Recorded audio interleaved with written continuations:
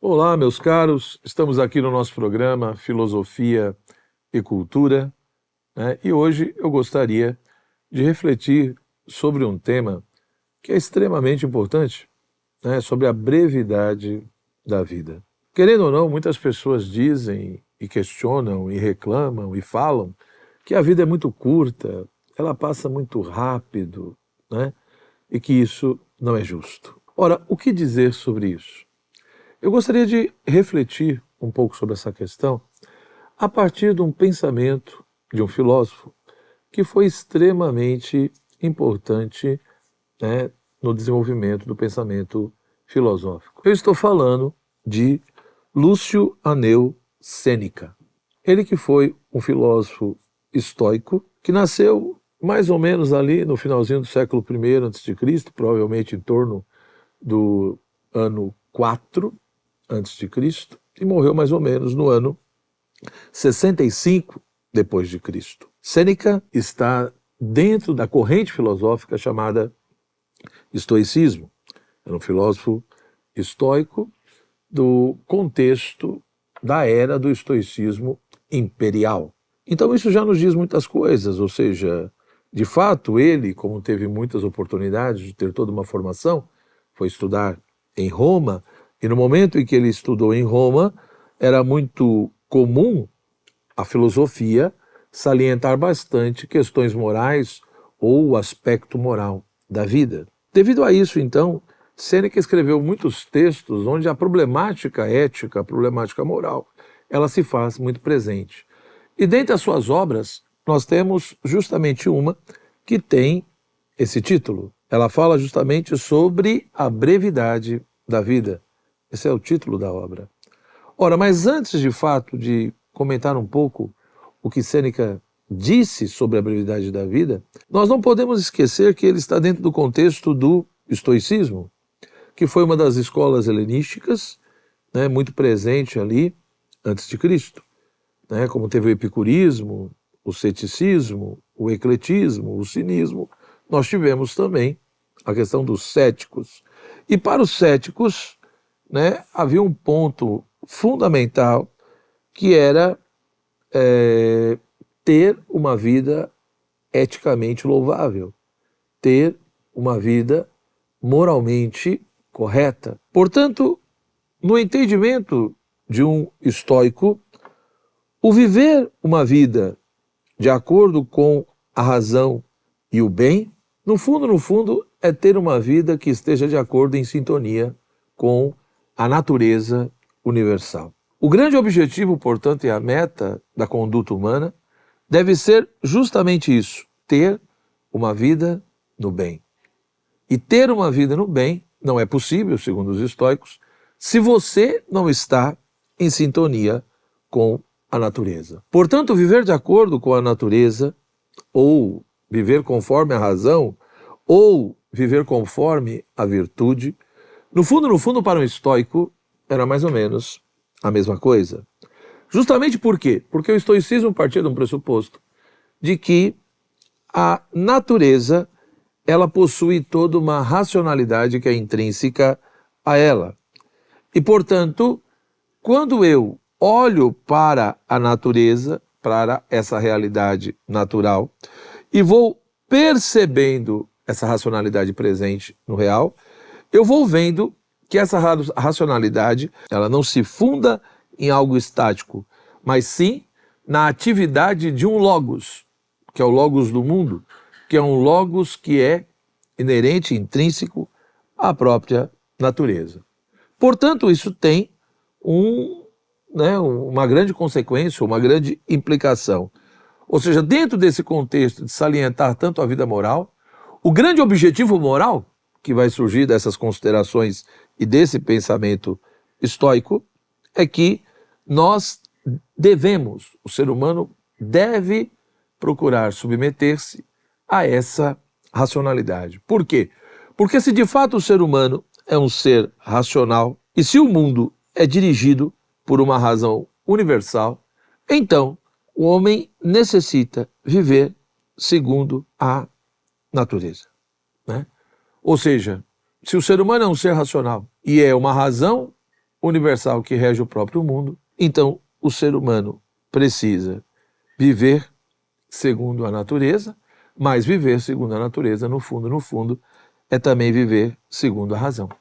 Porque a realidade é racional, o ser humano é um ser racional, então ele, como um ser racional, deve estar em sintonia com essa razão universal que rege o próprio mundo, com esse logos que rege a realidade. Então, o homem, como um ser racional, o que deve ter o princípio de comando da sua vida não são os seus sentimentos, inclinações ou paixões, mas é justamente a sua razão.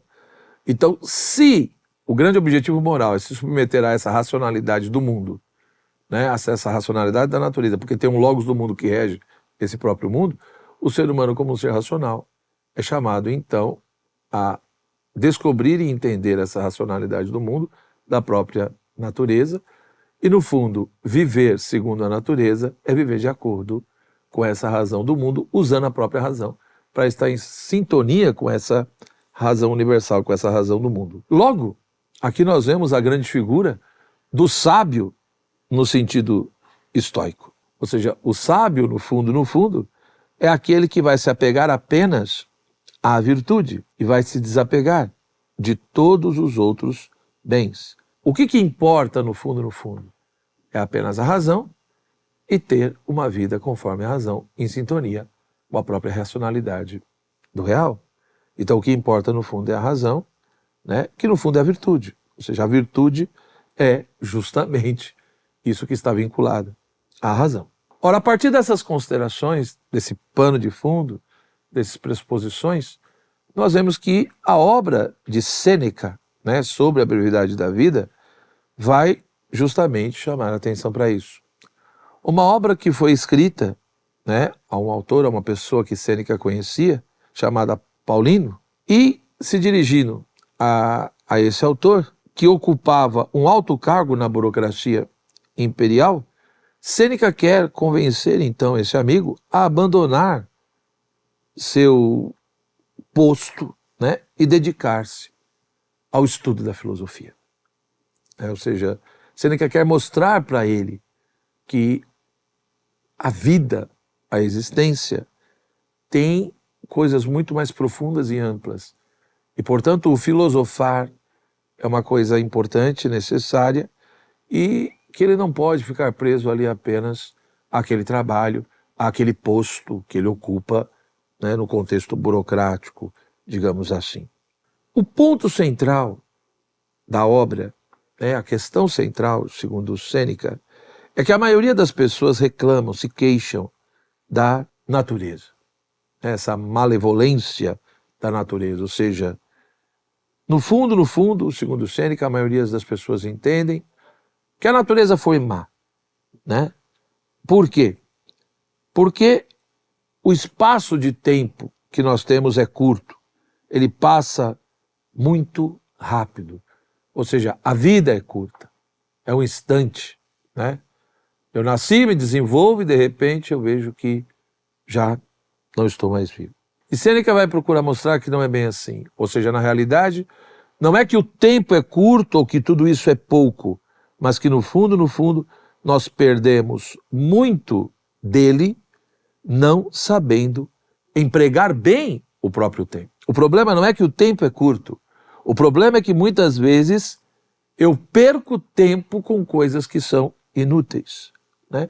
Ou seja, eu não sei muitas vezes empregar bem o meu tempo. No fundo, Sêneca diz, o que lá no fundo leva as pessoas realmente a ficarem reclamando da natureza, como se a natureza não tivesse nela própria essa racionalidade, ou também toda ali uma dimensão divina, segundo os estoicos. Ele diz, o que leva as pessoas, por exemplo, a reclamarem é a avareza insaciável, né? É o apego às questões materiais, às riquezas, né?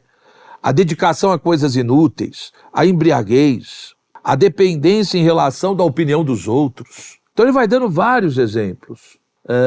A pessoa que sempre quer trabalhar e fazer comércio com tudo, porque é o lucro, né? A busca também pela beleza do outro, da própria beleza, né? De uma maneira descontrolada. A inconstante leviandade, alguns não definiram para onde dirigem a própria vida e, portanto, são surpreendidos pelo destino.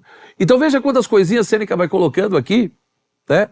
Ou seja, as pessoas que estão preocupadas muito mais com os prazeres, as pessoas que estão apegadas a coisas inúteis, as pessoas que ficam tão preocupadas com o que os outros pensam, as pessoas que ficam ali só buscando o lucro, né, o prazer, uma beleza fugidia, né, que são inconstantes, levianas.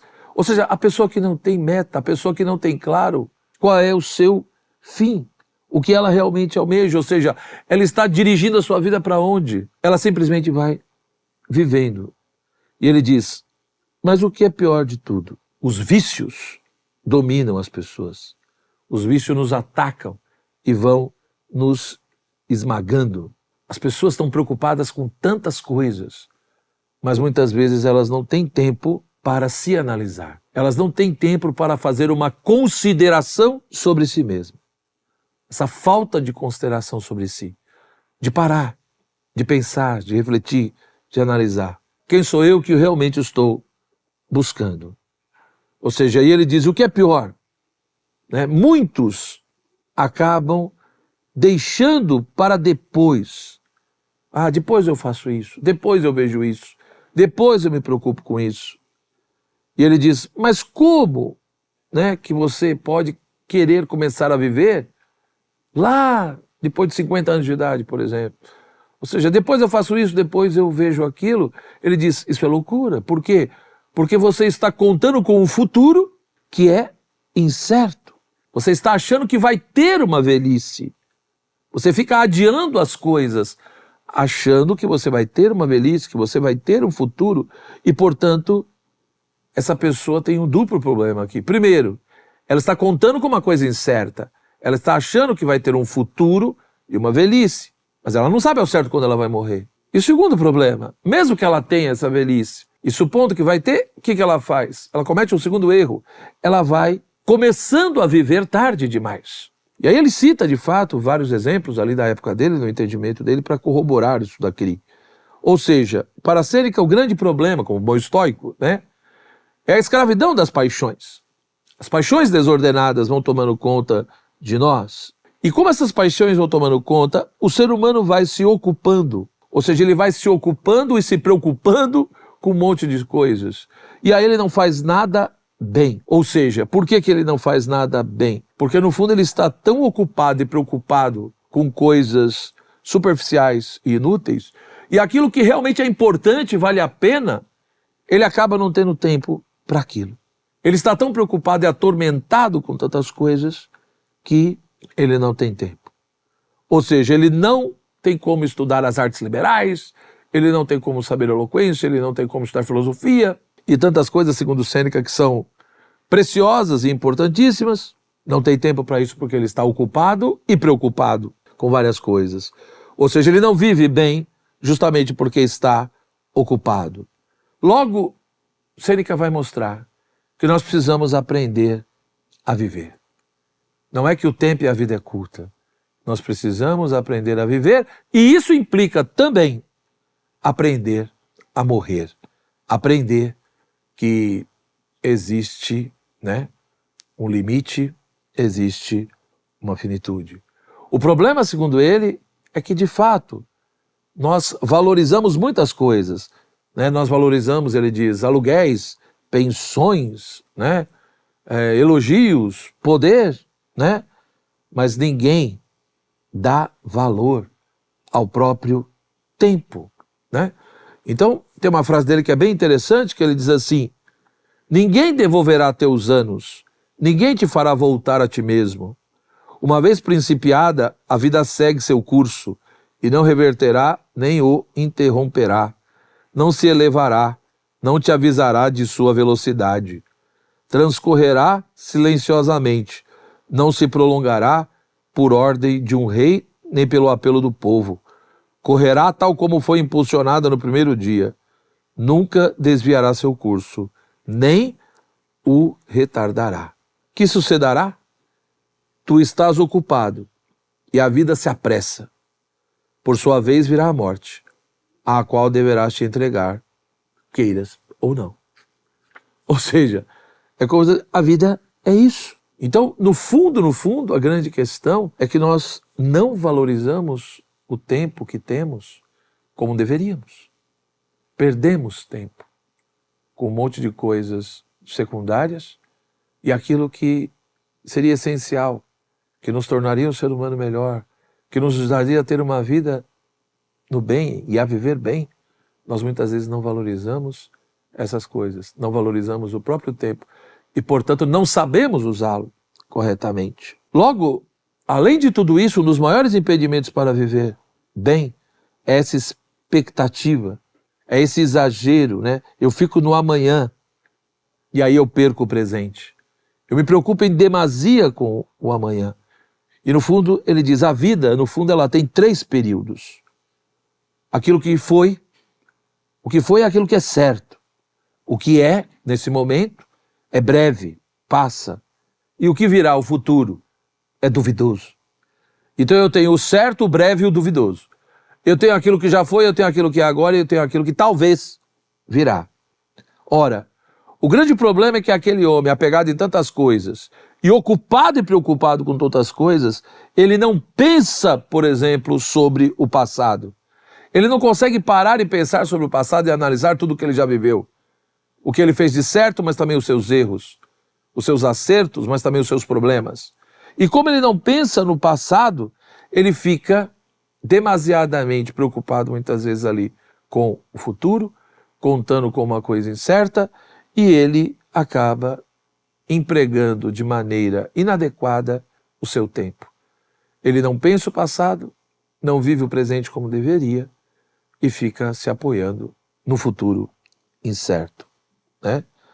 Mas ele diz, o sábio, o verdadeiro sábio, ou seja, quem realmente já fez tantos estudos e reflexões, né, e foi entendendo essa realidade da vida e o que significa essa questão do tempo, ou seja, quem conseguiu se libertar dessas preocupações, né, Sêneca vai dizer, por que para essa pessoa a vida não seria longa?